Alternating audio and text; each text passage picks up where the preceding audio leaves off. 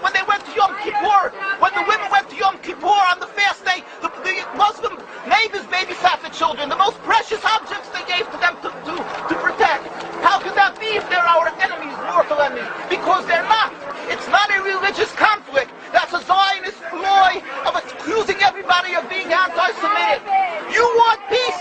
You want to have a conference here of peace? Step back and look and read the facts.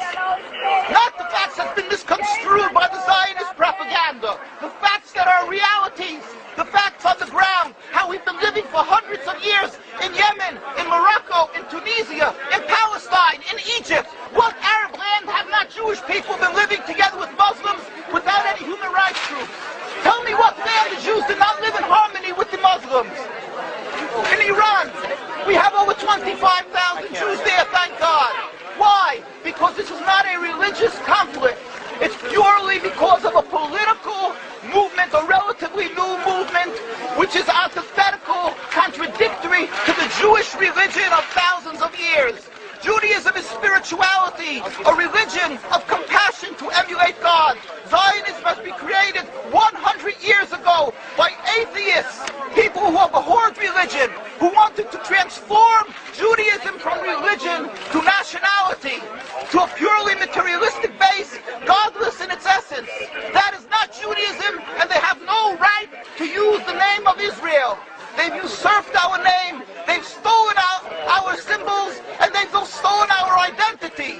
And they are causing death and destruction, year in and year out. For over 50 years, death and bloodshed has not stopped because of a pure ideological belief called Zionism. They sacrifice on their idol bodies, human beings, hearts, souls. They rent, they've destructed houses, they've destructed people's lives.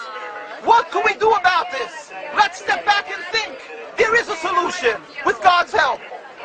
If we would put away the politics, then we could know that we've been living and coexisting together. We most profusely apologize to the Muslims, to the Arabs, what has been done to them. And then we can return, they make restitution for what has been done to them. And then we will be able to live in harmony. Not an Israeli state, but one Palestinian state. One state as we have been living for hundreds of years. There will be peace. And you will see that this 50 years has been a nightmare, a mirage, and nothing to do. Your fear-mongering, that's what Zionism does. It's panic, going into a theater and yelling, fire, fire, that's what Zionists do. We've been living with the Muslims.